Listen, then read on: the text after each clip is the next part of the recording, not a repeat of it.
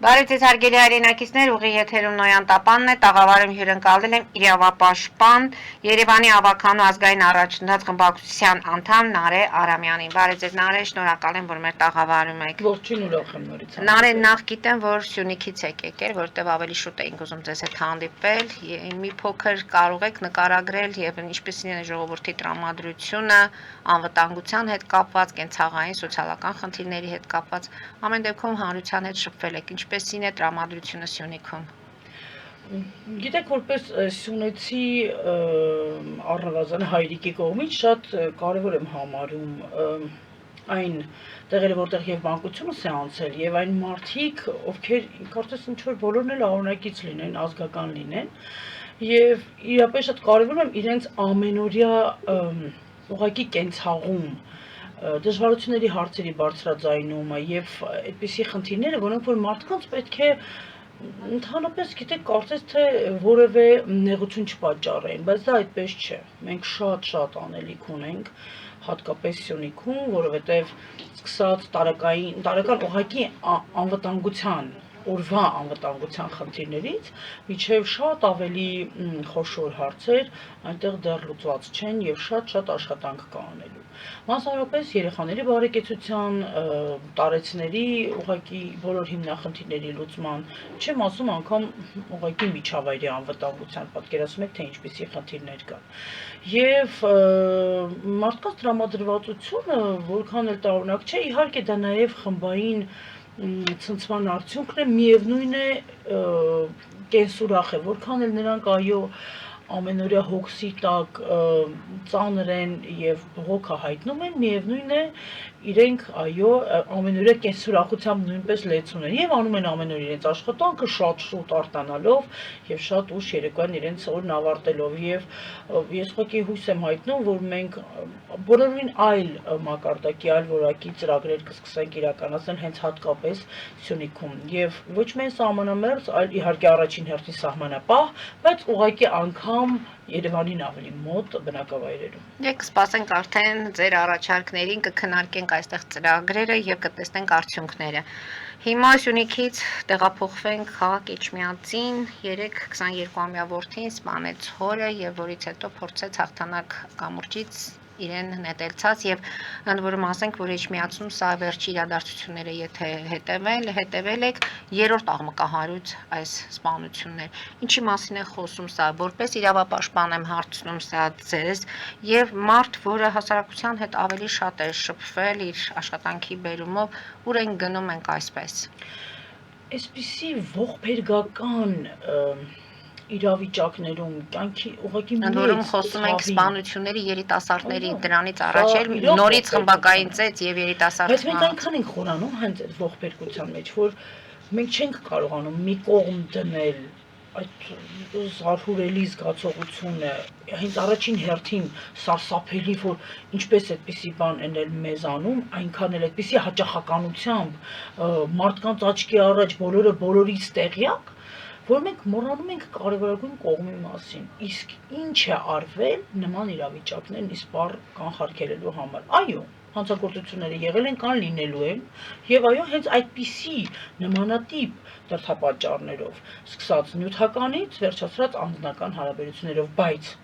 դա չի նշանակում, որ մենք պետք է թողենք դաշտը բացի թողի, ինչպիսին այսօր է, եւ մենք տեսնում ենք, որ իրավական համակարգը լծված է բոլորովին այլ ոչ օրհասական եւ ոչ էլ հասարակության համար նշանակալից իբրև խնդիրների լուծմանը, ինչ որ ներխմբակային շահերի թե անհատական պարզ չէ, որովհետեւ չկա նաեւ թափանցիկությունը։ Եթե հասարակությունը տեղյակ լինի, թե ինչով է ընդհանրապես իրավապահը զբաղվում այսօր, գուցե եւ կարողանա նեցուկ լինել եւ ազարարման միջոցով կարողանա գոնե հասարակական կարգի պահպանությանը լծվել, բայց ոչ։ Մենք տեսնում ենք, թե այսպիսի դեպքերը, որոնք պատճառահետևանքային կապի տեսանկյունից նույնպես պատկան մարմինների առնվազն իրազեկման բաց թողումն է, առնվազն այո պրոֆիլակտիկ կանխարգելիչ գործողությունների իսպառ բացակայությունն է, որ բերում է անթույլատրելի, անհասկանալի եւ անհանդուրժելի իրավիճակների եւ մի քանի գործ իրար հետևից բոլորը տարբեր, բոլորն էլ բռնության հետ ուղիղ կապակցված, Բայց ելքը նույնն է բոլոր ելքը տեղը։ ոչ միայն նույնը մահվան ելքով գործը ուղղակի առաջացնում է աժիոտաժ եւ ինչ է նշանակում այսօր այդ դեպքերը, որոնք որ եթե աժիոտաժ առաջացնելու միջոցով հասարակության հնարավոր է գրգռել, ուրեմն պետք է առնվազն նույնքան ջանասիրաբար հետևողականորեն տեղեկացնել մարդկանց այդպիսի գործերի ընթացքի եւ ելքի մասին, բայց չէ որ նախաքննության տեսանկյունից դա գրեթե անհնարին է։ Ինչու են այդ դեպքում նման դեպքերը, երբ որ մենք գիտենք, որ պետք է եւ հնարավոր է կանխարգելել, որևէ կերպ չեն նվազում, այլ հակառակը ավելի ավելանում են եւ վայրագ են դառնում, եւ եթե առաջ դա ուղղակի մենք լսում ենք ինչ որ միտեղ, ինչ որ մութ անկյունում կամ ինչ որ մի անհասկանալի պայմաններում, ապա հիմա այսօր արդեն օրը ցերեկով բոլորի աչքի առաջ եւ ամենազազրելի դրվագներով եւ միջոցներով։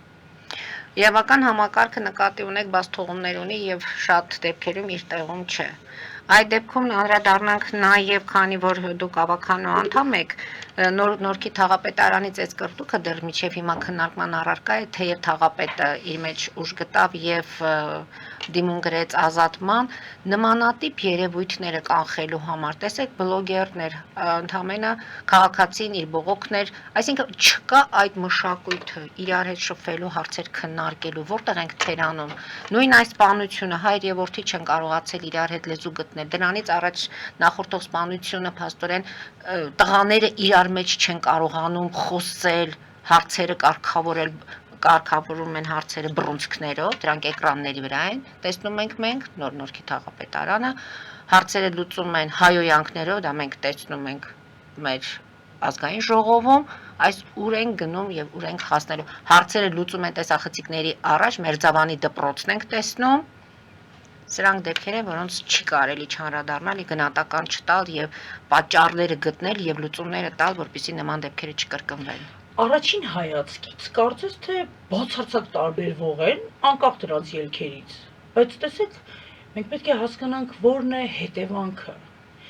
պատասխանատվության եւ ուղղակի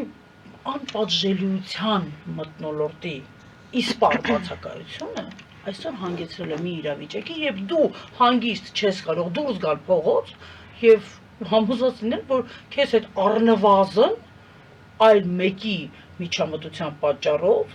որը չի կարողանում իրեն տիրապետել, չի կարող որևէ բան տեղի ունենալ։ Ամեն ինչ հնարավոր է, բայց մի կողմից եւ դա քաղաքացիներն են եւ արդեն համոզված են, որ այսպիսի դեպքեր եթե չեն պատժվում, իրենք էլ չեն պատժվելու, ապա պաշտոնյայի կողմից նման վարքը ուղղակի որևէ տեղ ընկալելու, փորձել հասկանալու տեղ չի թողնում։ Ինչու է դա այդպես։ Դիսո քաղաքացին կամ տվյալ դեպքում իրավապաշտպանը, ակտիվիստը, ավականո անդամը եւ այլն տարբեր մարդիկ կարող են լինել, այո ամբողջությամբ սխալ է։ Միթե դա է այն տարբերակը, որը պաշտոնատար անձը կարող է իրեն թույլ տալ որպես ընտրություն։ Իհարկե ոչ։ Չի կարելի ուղղակի մտածել, որ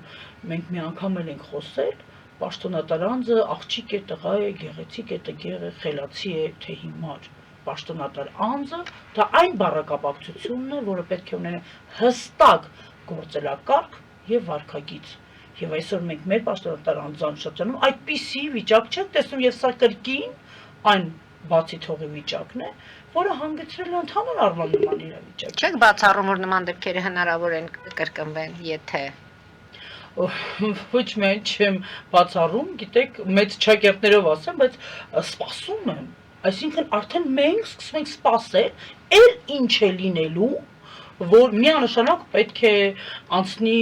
թե մակարդակով, թե որակով, թե տեսակով նախորդ որևէ դեպք։ Սա է, որ անթույլատրելի է, եւ սա է, որ արդեն իսկ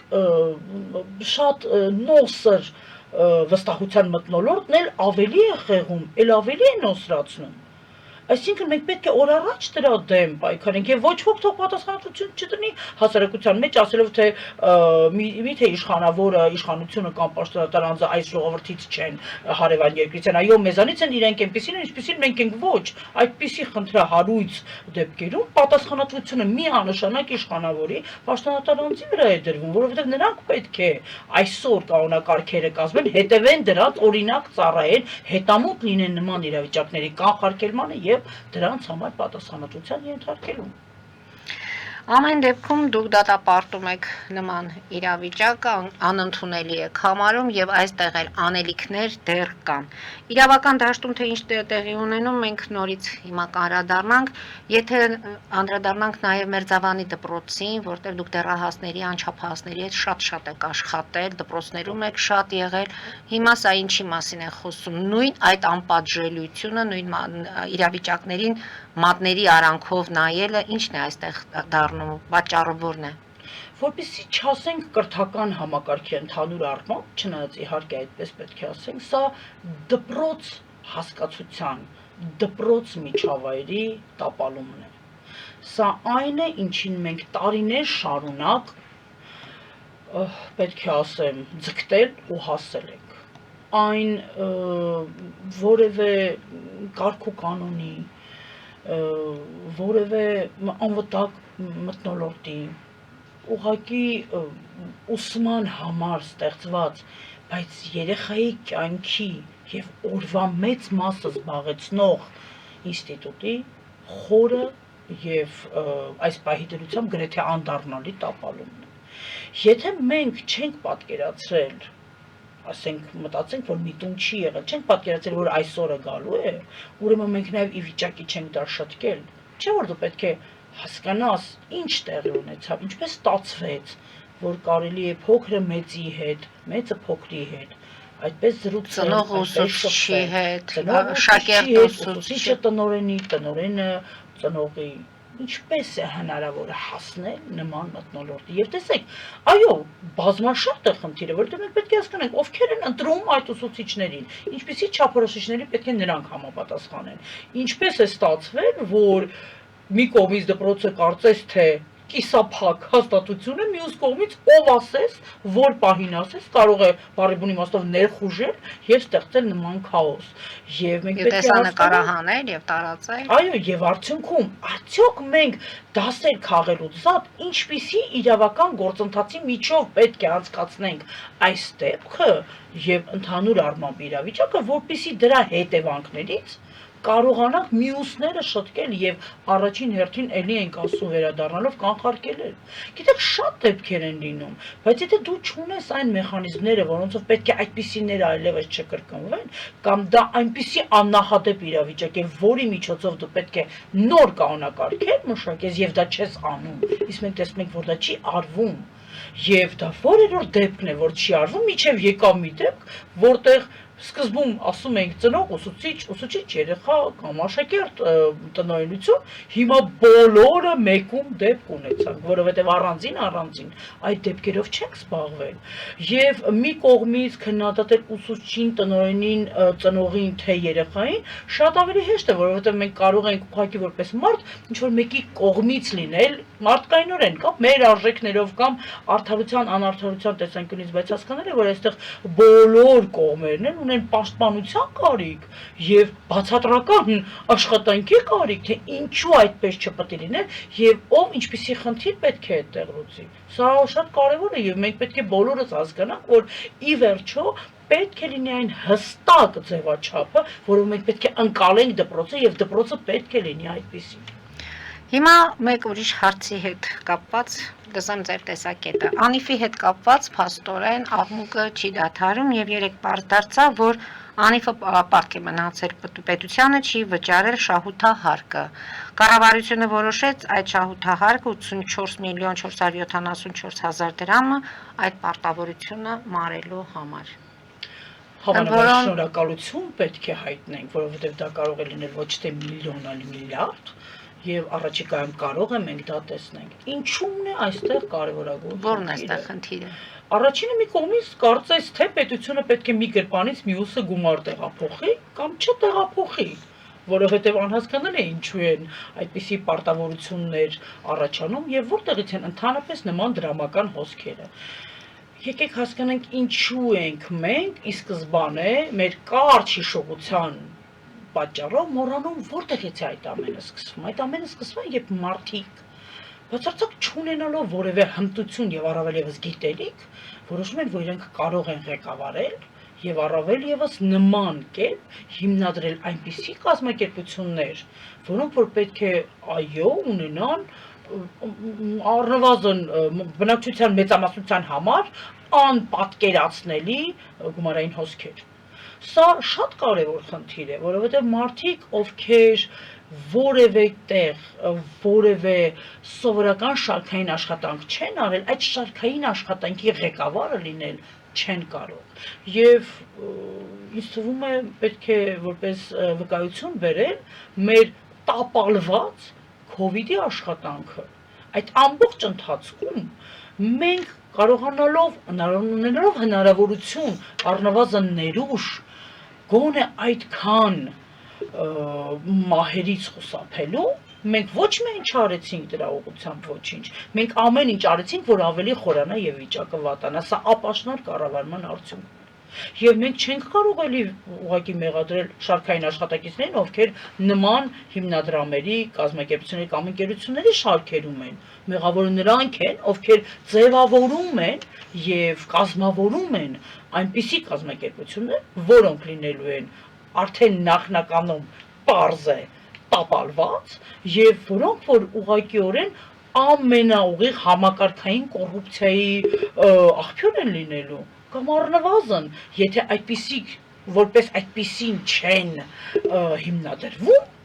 ապա ինչպիսի մեխանիզմներ են ներդրվում, որպիսի լինեն բացարձակ թափանցիկ եւ հաշվետվողական։ Ոչինչ, հակառակը ամեն ինչ արվում է կոծկելու, ծածկելու եւ այսօր էլ հենց մի փոքր տեղեկատվական դաշտը թեթևանում է, միանգամից մտնում է այդ թեման։ Ինչ է նշանակում, ինչ որ մեկը մյուսի հիմնարկի, հիմնադրամի կամ կառավարական կազմակերպության կամ դրա հետ կապակցված անձանց եւ խմբերի վարկերը, հարկերը կամ турքերն է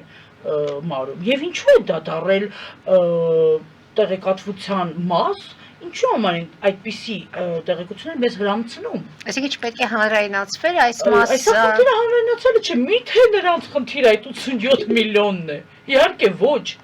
Նույնպես ինչպես որ անում են տարբեր ձերբակալություններ եւ կարծես թե ինչ որ մի սեղանի կամ աթոռի կամ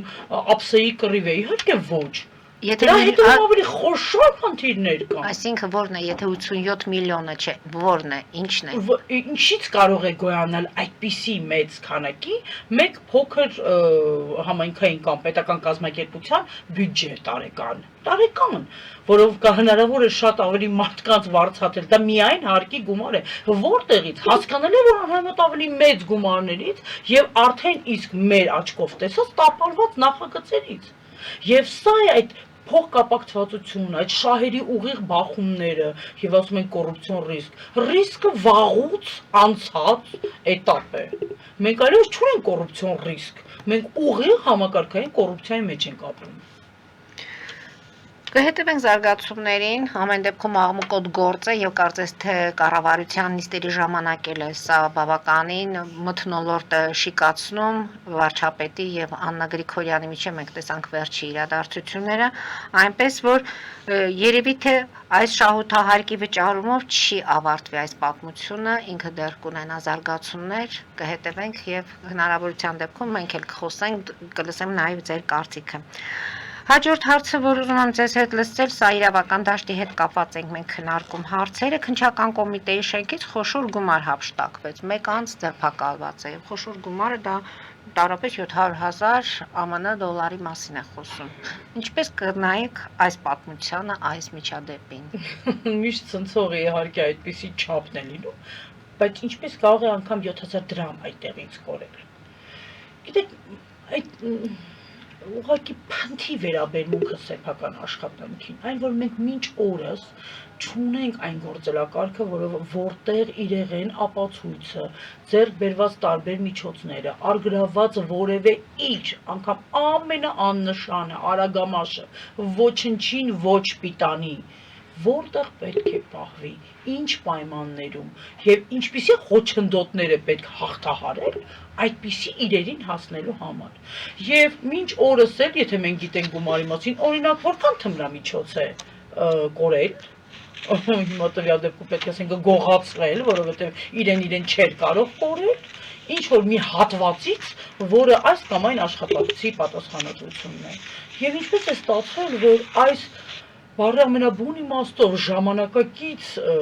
տեխնոլոգիաների տեսանկյունից լուսավոր դարում մենք ինչ որ քարտեր ենք օգտագործում հատուկ պահպանման գոտիներ մտնելիս, նման իրավապահների կամ ուժային կառույցների մուտք գործելը հնարավոր է ուղղակի, չգիտեմ, երևի ստորագրությամբ դա է, այդտեղից ենք մենք սկսում։ Գիտեք, անհամեմատ ավելի մատչելի է նվազագույն ներդրումով առավելագույն արդյունք ստանալ, եթե մենք այդ համակարգերը մեկ ընդմիշտ դարձնենք թվային, պահման տեղերը դարձնենք հատուկ ձևի որոշակի անվտանգային համակարգերի շրջանակներում։ Մենք այդ ամեն ինչը չենք արել, բայց այդքան գումար պահում ենք ինչ որ մի քնչականի, ինչ որ մի սենյակում, ինչ որ մի օրինակ չհրկիզվող պահարանում։ Ինչպես է դա հնարավոր։ Մենք մտածում ենք, որ ոչինչ լինել չի կարող, որ այդ ամենն է, ինչ մեզ հետ չի կարող տեղի ունենալ։ Ես գիտեմ ինչքան դեպքեր են ընդհանուր առմամբ տեղի ունենում, ուղղակի հաշվի առնելով փոքր ծավալները, հիմնական կամ չեն բարձրաձայնվում, կամ մենք էլի շատ արագ մոռանում ենք։ Սա անթույլատրելի է եւ վերջապես նման դեպքում օրինակ ապահովագրության միջոցները, նման գույք առարկաների եւ առավել եւս գումարի ոչնչացումը, դրանց հատուկ արխիվացումը եւ վերջապես գոնե ինչ որ գործընկերների միջոցով ինչ որ տեղեր պահելը կարելի է կազմակերպել։ Եթե չեք կարող, գնացեք տուն, թողեք ուրիշ մարդիկ գան աշխատել։ Նարի եւ վերջին հարցերը շատ են, բայց հաշվի առնելով, որ ժամանակը սահմանափակ է։ Մանկապարտեզների թեման շինարարության հետ կապված փաստորեն դարձավ առիթ բլոգերի, ակտիվիստի եւ ամեն դեպքում թաղապետի, խմբակցության անդամների միջև այդ վիճաբանությունների։ Հարցս հետեւյալն է. մանկապարտեզների շինարարությունը, տեսեք, արդարացնում են իրեն, որ դեռ չի ընդունվել այդ շինարարական աշխատանքները հենց թերությունների պատճառով։ Արդյոք միջև ավարտվելը կան ինչ որ գործողություններ, որ կարելի է վերահսկել, ժամանակ առ ժամանակ գնալ տեսնել շինարարները ինչպես են աշխատանքները կատարում, թե պետք է լինի ավարտուն տեսք, որից հետո պետք է կառուցողը հանձնի, պատվիրատուն ընդունի։ Ոչ միայն կարելի է, այլ պետք է։ Պատվիրատուի ուղիղ պարտականությունն է հանրային միջոցի ծախսումների պարագայում կազմակերպել այնպիսի աշխատանք, որը գրեթե զրոյի կհավասարեցնի կամ առավելագույնը կնվազեցնի նման խնդիրների հետագա առաջացումը, որովհետև մարդիկ կարծում են, թե գումարը տվեցին, ոչինչ չեն սարքել, էլի կսարքեն, բայց ոչ։ Նման պարագաներում, նման անավարտ աշխատանքների դեպքում այդպիսի անշարժ եւ շարժական գույքերը, առավել եւս շենքշինությունները կամ անգամ սարքավորումները սկսում են դառնալ անպիտան կարճ ժամանակահատվածում, ոչ միայն չշահագործման, այլ նաև ուղղակի պարապորտի մատնվան, պետք է ասեմ էլի, մեծ չակերտներով շնորհիվ։ Այստեղ ուղիղ պարտականություն է ցանկացած գումարային որևէ փոխանցում ապահովելիս, ինչ որ մեկին տրամադրելիս եւ այդ բոլոր գործողություններից առաջ ստեղծել թե ինչպես կա տեխնիկական եւ հեղինակային հսկողության, այնպես էլ վերահսկման մեխանիզմները, որոնք հենց պետք է կազմակերպի պատվիրատուն եւ գիտեք ոչ թե չկա որևէ արդարացում, որ փորձում են ուղղակի ամոթ է։ Գիտեք կարելի ասել ներեցեք։ Եվ երբ դուք ասում եք մենք անում ենք 100 գործ եւ 100-ից 5-ն է այդպիսինը, կամ անում ենք 50 գործ եւ 50-ից 2.5-ն է այդպիսինը, դա ցույց է տալիս ձեր բացարձակական պատասխանատու վերաբերմունքը սեփական աշխատանքին։ Հետևենք իրադարձություններին։ Այո, եւ սա նույնպես դուք ճիշտ եք, պետք է այնքան հետևենք, միջև որ մեր իրավապահ եւ իրավական դաշտ հանդիսացող համակարգը կարողանա քիչ թե շատ մոտ լինել մեր այն սահմանադրության հոդվածին, որով մենք հռչակված ենք որպես իրավական պետություն։ Եվ իրավապահ համակարգ եւ հասարակություն այդ կապի հետ կապված եւս մի հարց ունեմ։ Տեսեք, փոքրիկ Տիգրանին փնտրում ենք։ Ցավոք դեռ փնտրում ենք, բայց հույս ունենք, որ կգտնվի։ Փաստորեն մեր հասարակության մեջ ամեն ինչ դեռ կորած չէ, Նարե։ Տեսեք ոնց ինչպես համախմբվեցին կամավորները եւ շատ ընդունելի էր ներքին գործերի նախարարը հայտարարեց, որ ինքն է անձնապես այդ օրերը դադարեցնելու, որտեղ 10 օրից հետո պետք է որոնողական աշխատանքները դադարեցվեին, իր սեփական նախաձեռնությամբ պետք է փնտրեն այնքան, միջև կգտնեն երեխային։ Սա խոսում է այն մասին, որ երբ ուզում ենք աշխատում ենք, երբ ուզում ենք համախմբվում ենք։ Երեխաների առևանգման դեպքեր արձանագրված չեն, ինչպես ներքին գործերի նախարարությունից են նշում, բայց կան նաև քաղաքացիների անհանգիստ դեպքերի մասին պատմություններ։ Ինչ կասեք այս ամենի հետ կապված։ Գիտեք, այսպիսի արտահայտումները, դրսևորումները, հոգատարության ու գթասրտության, որը որ ուղղակի այո դանակը ոսկորին հասնելու ու անցնելուց հետո է լինում, մեր հասարակությանը փառք Աստծո հատուկ է, որովհետև շատ են եղել դեպքեր, երբ մենք կարողացել ենք հենց դրա շուրջ համախմբվել, ընդ որում թողնելով ցանկացած տարաձայնություն եւ փորձել օգտակար լինել, որովհետև յուրաքանչյուրը պատկերացնում է ինչ է կատարվում հիմա, ուր է երեխան եւ դա փոքրիկ անօգնական եւ անշուշտ զարհուրելի է, բայց գիտեք, մենք այստեղից էլ դասեր չենք քաղելու եւ եթե մենք չունենանք իրոք ճիշտ պատկերացումներ միջավայրի անվտանգության, մարդկանց համակեցության, ծնողավարության եւ վերջապես պատկան համարմինների ուղիղ պատասխանատվության մասին այդպիսի դեպքերը Աստված մի արածե, բայց դեռ կրկնվելու են։ Եվ մենք այսօր պետք է այո, մենք ինքներս փորձենք, եթե կա ինչ-որ մի ձև, որ մենք նույնպես կարող ենք աջակցել այս դեպքի վերջնականացմանը, երեխայի գտնելուն եւ այլն, բոլորս փորձենք համախմբվել, բայց եւ այդուհանդերձ զուգահեռաբար անելով այն բոլոր կարևոր աշխատանքները, որոնք միտված են հանրային անվտանգության պահպանմանը։ Շնորհակալություն եմ հայտնում եւ այսօր վերջի զանգն է։ Ինչ կասեք մեր շրջանավարտներին։ Ես որ հիշում եմ իմ վերջին զանգը, չգիտեմ ահաբեկվում եմ, թե ուրախանում եմ։ Ես երբեք դպրոցը չեմ սիրել, բայց կարծում եմ, որ դպրոցը մենք կարող ենք դարձնել այնտեղ, որտեղ երեխաները կգնան սիրով եւ ուրախ եմ այն երեխաների համար, որոնք արդեն վաղուց երեխա չեն եւ այսօր ազատագրվելու են դպրոցից։ Շնորհավորում եմ նրանց առաջին քայլերի կապակցությամբ։ Շնորհակալություն եմ հայտնում Նարէ այսօրվա փոքրիկ հաղորդման համար։ Հարգելի հայրենակիցներ, այսօր այսքանով ավարտում ենք, հետևեք զարգացումներին, մնացեք խաղաղությամբ։